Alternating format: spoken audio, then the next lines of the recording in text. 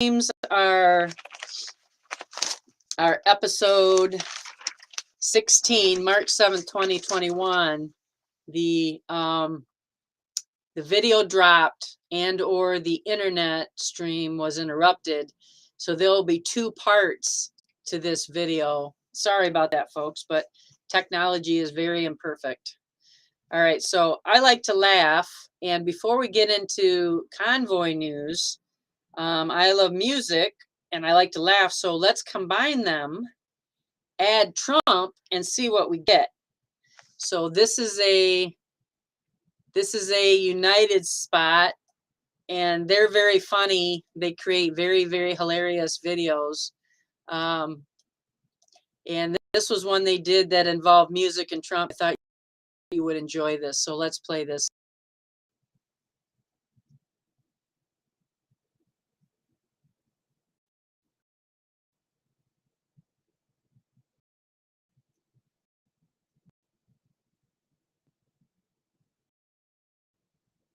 It's taking a bit here.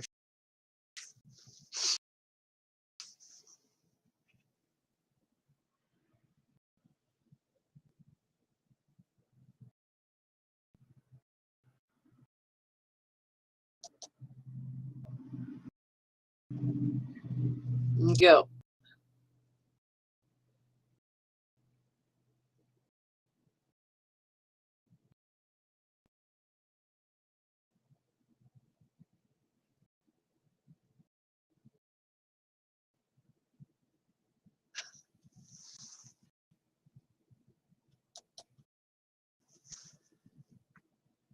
Country with my own two hands. I've traveled each state and seen all my fans. In all this for America, freedom jobs, I came. I didn't play that game. And the Democrats scream my name. I will show no shame. I live and die for this. And if I come off soft, then Nancy can chew on this. Hey, Brandon, are you scared?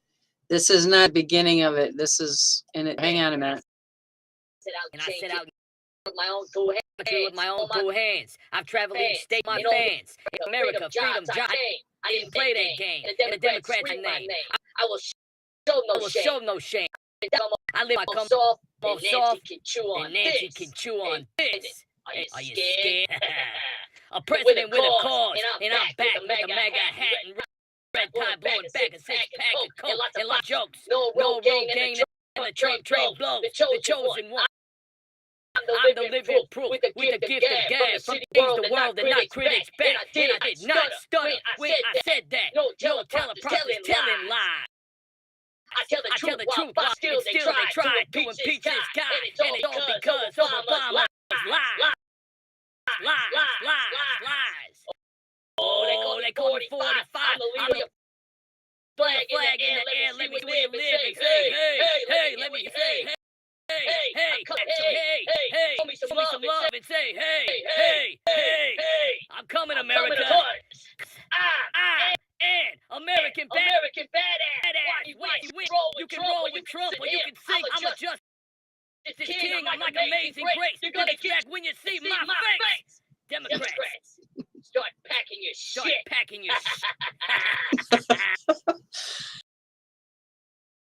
I'm sorry. I think that is really funny.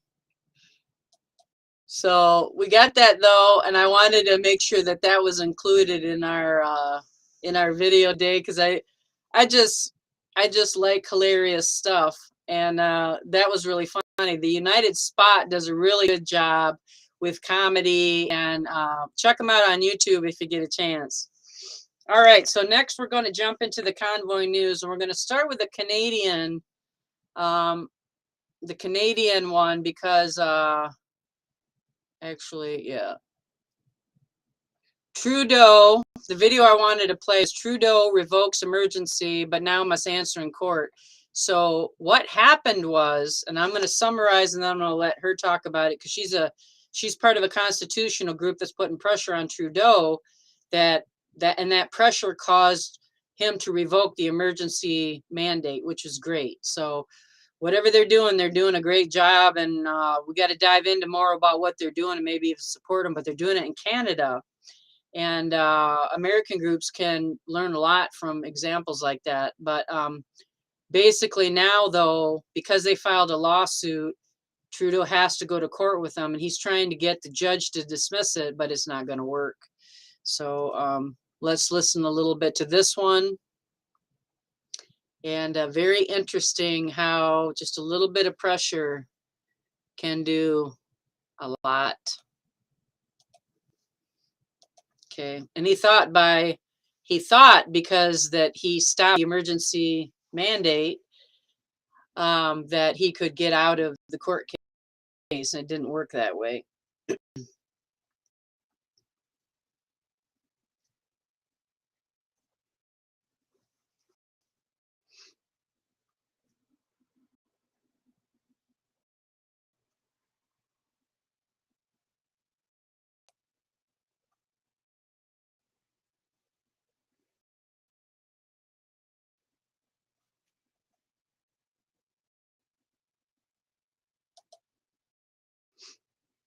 This is a 21-minute video, but we're going to watch about 5 minutes of it, if that.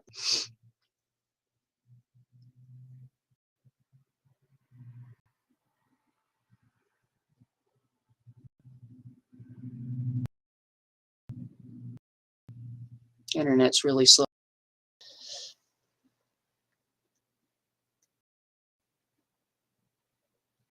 And today our case challenging the application of the emergency. We filed our notice of application on February 23rd, and a few hours later, Justin Trudeau ending the emergency. But we are proceeding with the case because it's imperative that the Prime Minister answer in court for his historic, abusive, and unconstitutional Disease Act.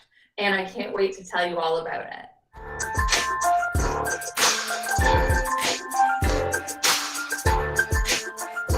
This is called the Canadian Constitution Foundation channel. If you're new here, welcome. My name is Christine. I'm the litigation director of Phil Cherry, the Canadian Constitution Foundation. We work on issues in Canada. I upload regular videos about our ongoing cases, and if that sounds like something you'd be interested in, please hit like and subscribe below. It really helps my videos out a lot.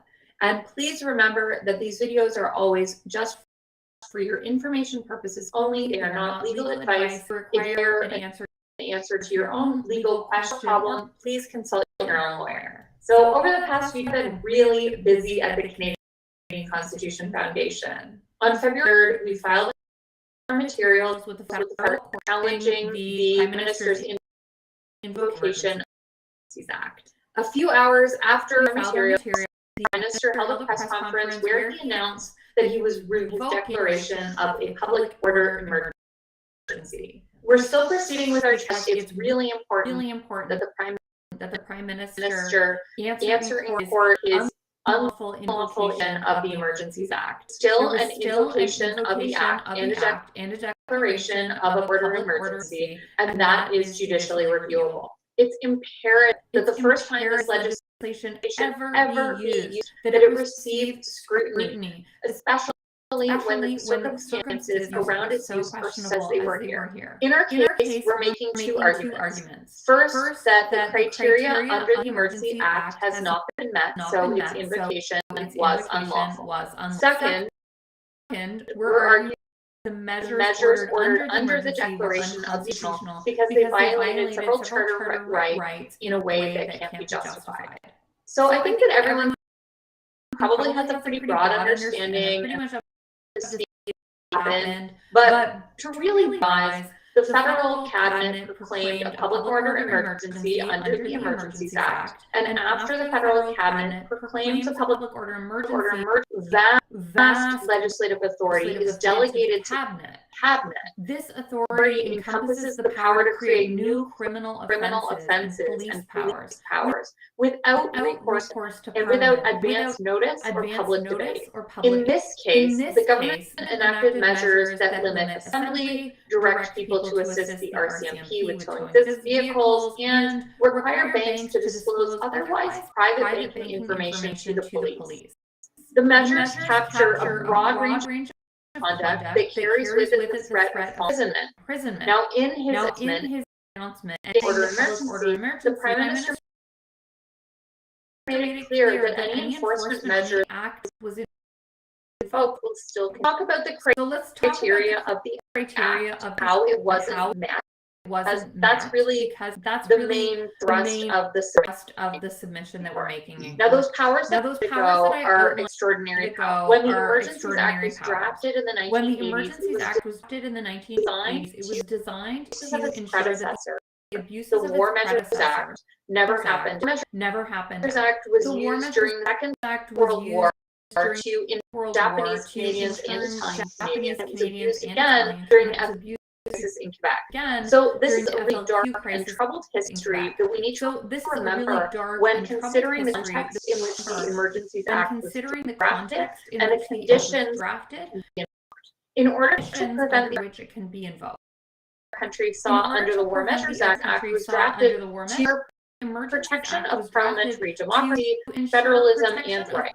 The overarching principle behind the Emergencies Act is proportionality. Every provision of the Act is designed with the federal cabinet's power to declare an emergency only those situations where it's absolutely necessary. To grant Cabinet only the powers it needs to deal with a particular emergency, and for the powers to exist only as long as the emergency exists. The emergency. All right, now I'm going to stop there because that is as far as I want to go. But this video is available for you to see. The name of the video is Trudeau Revokes Emergency, comma, but now must answer in court, exclamation point. You can go watch the rest of the video if you like. But a lot of the truths that she mentioned in her video also apply to us here as well. Because you cannot just invoke the emergencies whenever you want. Now, let's review what Michigan did. Governor Whitmer invoked the Emergencies Act for 30 days. She got approval from the Michigan House and Senate to do that. And then she proceeded to try to keep the power longer. And then the House and Senate of Michigan filed a lawsuit, and this is, I guess, almost a year later. I'm not going to be held to the date because I'm unsure how long she held that power, but it was way longer than 30 days. She only had a 30-day agreement with the House and the Senate. Then they went to the Supreme Court, and the Supreme Court ended her emergency powers, period. So then she transferred somehow the authority to the health department. And that's why we have such problems now with the health department going into schools, businesses, and all over. And we're going to have to solve this issue. I have solutions. I will talk about them on the campaign trail. But we need to get government back in its hole and not all over the place and everything, making us miserable and exceeding what we, the people, give them the authorization to do. So, okay, very good. So that was the Trudeau thing. Very, very good info on Emergency Powers Act, which is one of the things we're still struggling with in Michigan and in other states, especially the Democratic states run by Democrats. All right, so we're going to start out the first part of the convoy with the California convoy singing Amazing Grace. So give me just a moment and we'll get that up because it's a very heartwarming. Again, I love music, and it's very interesting to see how all these groups are utilizing and creating their own identity inside the movement. And here we go. Excuse me.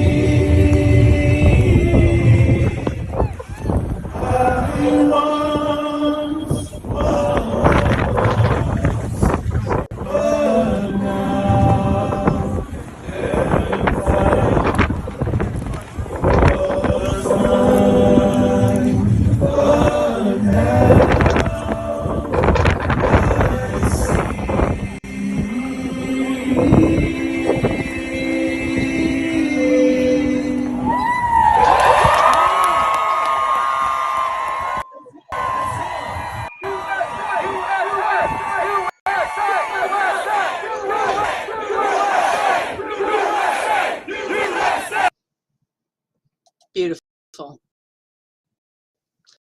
So that's our convoy group head out on their convoy, do that.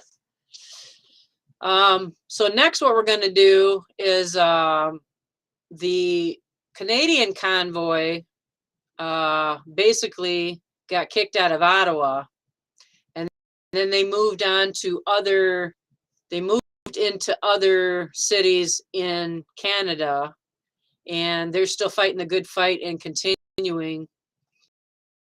And what sparked was the American convoy. Okay, so now we're going to go into the American convoy, and this is a video update on everything the American convoy. The American convoy kicks off a 2,500-mile journey, and we'll start with this one.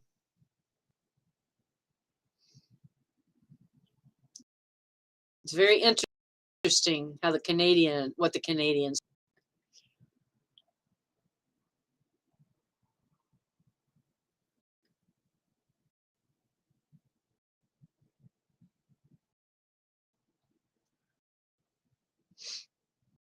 I apologize again for the control.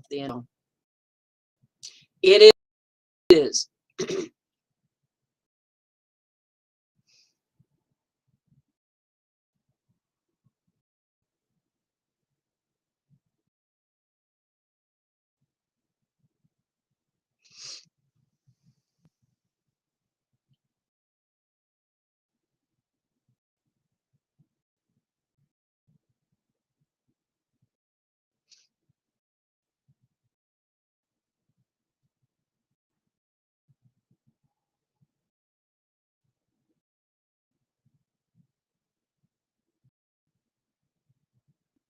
And this was February 24th, 2022, when it was first started to talk The about. trucks are into California, making way for its first leg of its trip in Kingman, Arizona. They will have a final destination in Washington, D.C., with an estimated time of arrival on March 5th.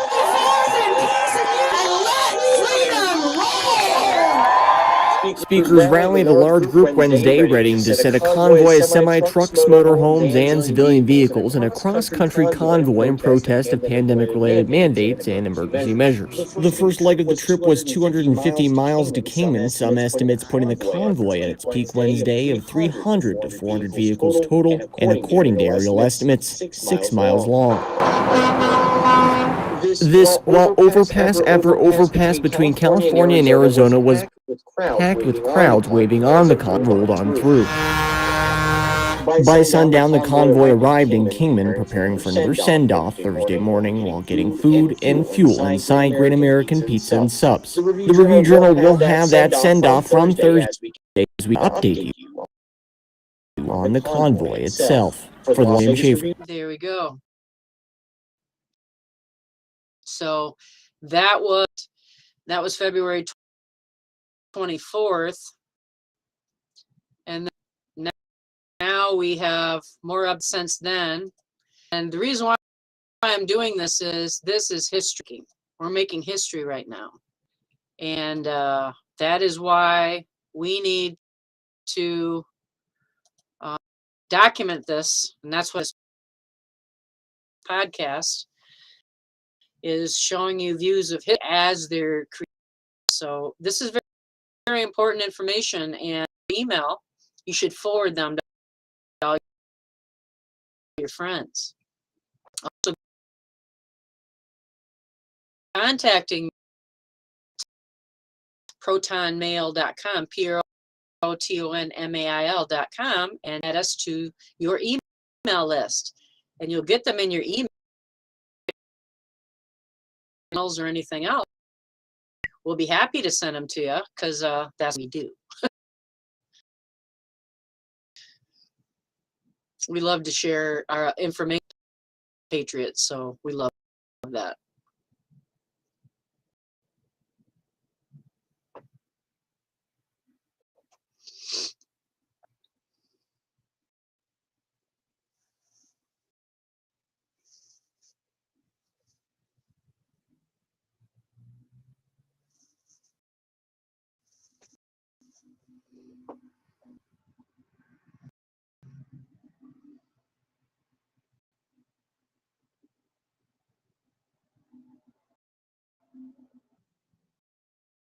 Okay, here they are. This is February 23rd.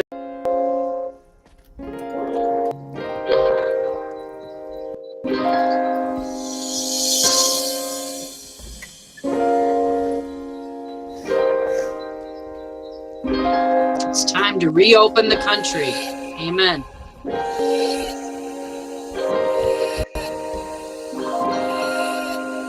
Jumpstart the economy.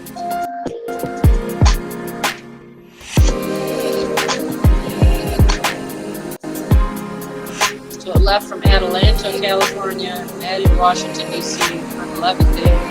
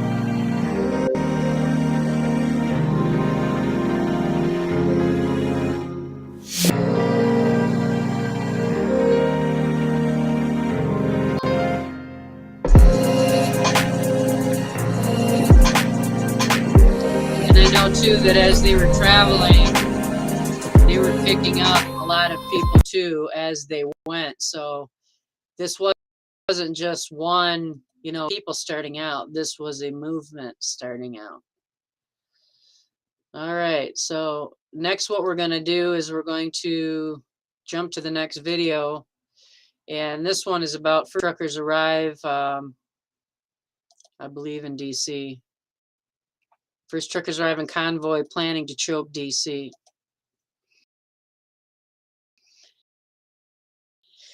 And peace protest, constitutional. The Canadian one was very peaceful. And yet they tried to turn it into something it wasn't, because they didn't like the fact that they were standing on the people's sidewalk. The people were standing next to the Parliament building, or for instance, the people were parking their trucks in the road. And so their government has a view of the people, obviously viewed by our government servants. They work for us. We pay for everything, work for us. And so they need to listen to us. And the only way to do that is for us to get involved heavily. Meetings going on in our townships. You need to tend to make your presence felt and known, because only then respect that we the people deserve, demand and require, actually, because we pay for everything with our time. They should give us respect back. Look now from the D.C.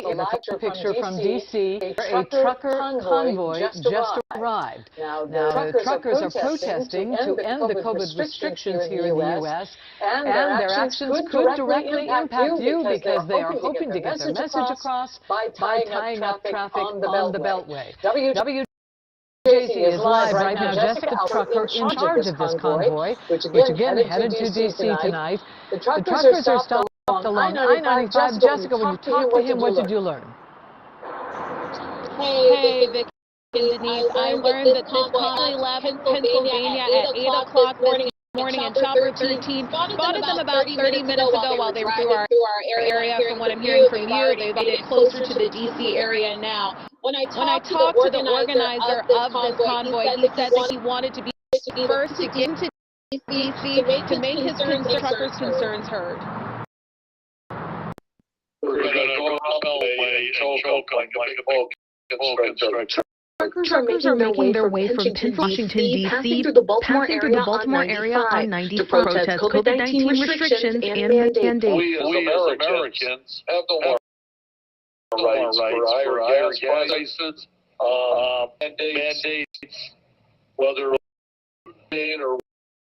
That's the voice of Bob Bullis. That's the voice of Bob Bullis' phone as he was driving to D.C. Wednesday. He owns a trucking company in Pennsylvania and is leading a convoy of truckers to the nation's capital. They plan to block traffic on the Capitol Beltway when they get on the Capitol Beltway. We're going to have trucks all around the whole Beltway. It'll be open for emergency vehicles. There are similar convoys coming to the D.C. area over the next week, which local are in support of. I'm hoping they do go out and the protests are inspired by ones that happened in Canada for weeks. The People's Convoy in California and plan to make it to D.C. till next week. Wanted to come earlier. We all have the mission, schedule, call, and we want our voices heard from our area. And we know federal authorities in and around D.C. are preparing truckers to come into the area over the next week. They plan to keep the roads clear for traffic to move smoothly. When I talked to Bob Bullis earlier today, he told me that he has already spoken with police to protest peaceful. Reporting live tonight at 6, Albert for WJZ. Now, it's really hilarious to me about this is the people own the road.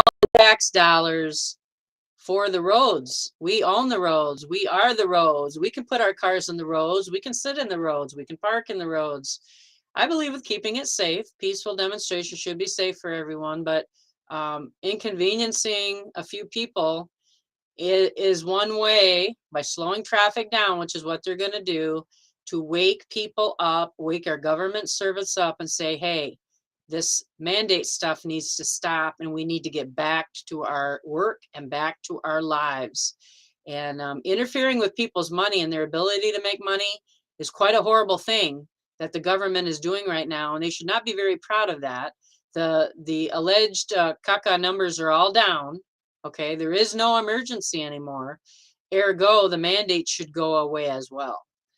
All right, so we have another one here we're going to share. This is all very interesting though. In each video that I see,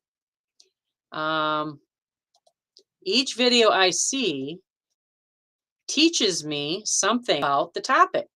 And that's why you should watch videos and pick up something from each video that you see. There's a lot of lying going on, but there's pieces of truth that you can pull out as well that make sense to you and that means something to you. Here we go. We want to take a look at what Skyfox is showing us. This is over a truck stop in Laurel, Maryland. We've been tracking this single trucker that's arriving today from with some smaller vehicles. You can see right here as we zoom on in. Of course, has been following all of these latest developments. Stephanie Ramirez has been on the story, and she joins us live now from downtown East. With the latest update. Steph. Angie, what I can tell you, DC leaders are not publicly their security plans ahead of time like we've seen them do in the past, but we are definitely seeing more security measures in place today. Like these plow trucks that we're seeing around the downtown area of DC, they're usually used for traffic mitigation. Also in the district today, we are told sources that it is all hands on deck. There are special units that have started to these units that are specifically trained in reports of multiple trucker groups to protest the nation's capital around the State of the Union address on March 1st. We're told the People's Convoy departing from California could be joined others along the way and may arrive later next week. The Pentagon approved a request for 700 National Guard members to help both DC Police and Capitol Police with traffic control. Downtown business leaders tell me they've been told to be ready for rolling road closures. The bids are telling their members try to reschedule deliveries next week and make sure that you have necessary identification in case some sort of emergency checkpoint is put up. There are interesting topical questions here, right? There's obviously a place for civil disobedience. And in fact, we have some very examples of shutting down roads and bridges that I think many, if not most, would agree with. So, this is one of these challenges as we go forward. Where does the line between protest and insurrection lie? We've been talking with leaders all across the region about what's happening here. I can tell you a lot of the discussion about violence, but more so potential for major traffic disruptions. Congresswoman Eleanor Holmes Norton, she did talk with us after meeting with Capitol Police. She told us that Capitol Police would not confirm when a security perimeter fence would raise the building or how long that could stay. There are plenty of unknowns here. There are plenty of unknowns here, especially how many truckers we could see here, and whether they could actually try to shut down. But one thing that she did say is that the region is definitely more prepared than Canada.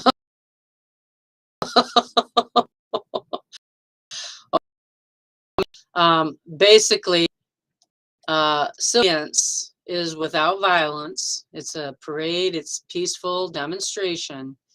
And you know what? I travel all over the state of Michigan, and I'm getting real sick and tired of the condition of our roads. Maybe in our towns where the local county commissioners have said they spent money on the roads and then no roads get fixed, maybe we should set up a convoy in every town on every crappy road.